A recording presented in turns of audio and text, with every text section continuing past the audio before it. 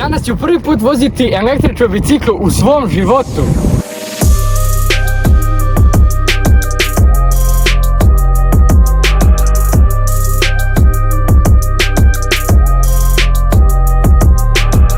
Ovo je NGV AP2 Boost, jedna od najnovijih verziji i ovdje možemo podešavati snagu, brzine i ovdje možemo vidjeti ekran i koliko idemo na sat.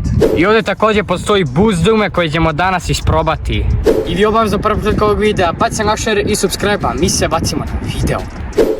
I ljudi moji, ovdje možete vidjeti mene kako polako vozim ovu biciklu, inače nikada pre nisam vozio električnu biciklu i zato možda malo loše vozim kao što vidite, ali je bilo jako zanimljivo. A sada ćete vidjeti kako izgleda sa boostom od starta.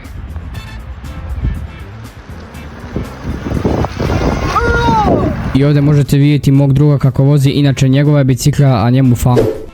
I ovdje možete vidjeti mene u garaži kako vozim na max speedu, inače možda na snimku nije toliko brzo, ali u real life-u jeste i to mnogo. Možda na snimku ne izgleda toliko brzo, ali u real life-u je veliki adrenalin i ljudi moji, sutra ćemo snimiti video kako zapravo možete otključati brzinu, te ćemo možda čak ići i 60, ali vam ja ne preporučujem da ovo radite, zašto je stvarno opasno. Ja već vozim dugo ovako biciklu i trotinet, mislim i meni nešto možda se desi, ali samo pogledajte kako je lepo napravljeno. Znači ovo je toliko lepa električna bicikla, pogledajte koliko su gume debele, svetla, sve jednostavno je jako dobro. I ako se pitate koja je cena, oko 1000 eura, znači nije da se Maxon stvarno košta oko 1000 eura i bezbedna je, to jest legalna je u Europskoj uniji. Znači samo pogledajte ovo crveno svetlo. Ovdje možete također da sedete, ali je rizik zato što je maksimum 25 kg sad. Ako baš hoćete da rizikujete, možete, ali vam ja ne bi preporučio.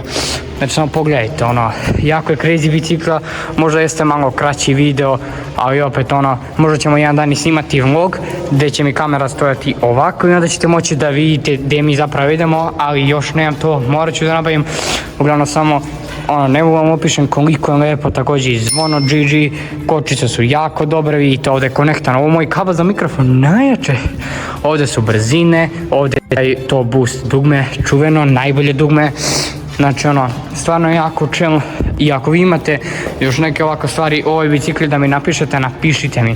Postoji još verzija od ovog ovdje brenda, ne znam baš kako se kaže, NGV, kako već, ali ovo je jedna od najboljih, ja mislim druga najbolja ili treća, ne znam, ne razumijem se, kao što vidite. Baterija može da drži 120 km, što je jako dobro, maksimum speed je 25, što je skroz dovoljno, zato što sve preko toga je mnogo opasno za vas, ali mi ćemo možda sutra snimiti kako da otključate, ali ja vam to ne bi preporučio. Također na ovom ovdje trotinetu on ide 20 na sat, vi možete da ga otključate, ali to po meni nije dobro i ne preporučujem vam, zato što je 20 skroz dovoljno. Ako hoćete da vozite brzo, možete to raditi, ali budite jako oprezni. I ovaj trotinet je također dobar, kao što vidite, ide 20 toni, ovako skroz super, čim je za vožnju sad. Jedino što mrzim ovdje u Danskoj, zato što nekad zna da bude puno vetra i onda jednostavno zna da bude mnogo hladno, ali opet, znate već koji je ovo model, pogledajte kako izgleda clean sa svetlima, sve, tako da ljudi moji, meni je jako drago zašto mi je drug dozvolio da snimim, eno ga tamo, jako mi je drago zašto mi je dozvolio da snimim video o njegovoj električnoj bicikli, zašto nije moja, tako da, hvala Adame. I eto, kao što vidite, evo ga ljudi moji, moj drug, on vozi također za boostom, boost je jako dobra stvar.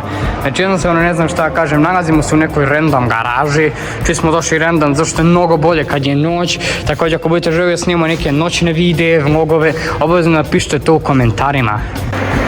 Vidite samo kako on ide, mnogo je dobra električna bicikla. I sada konačno možemo vozimo zajedno, zašto mi više dosadimo da snimam gaming. Ako budete želeli da snimamo ovako vlogove, obavezno mi napišite to u komentarima. Znam da je ovo bio kratak video, ali sutra ćemo možda snimiti kako da otključate, ali ne bi vam preporučio to da radite, tako da evo ga ljudi moji, vidite kako sad izgleda bicikla, tako da to bi bilo to.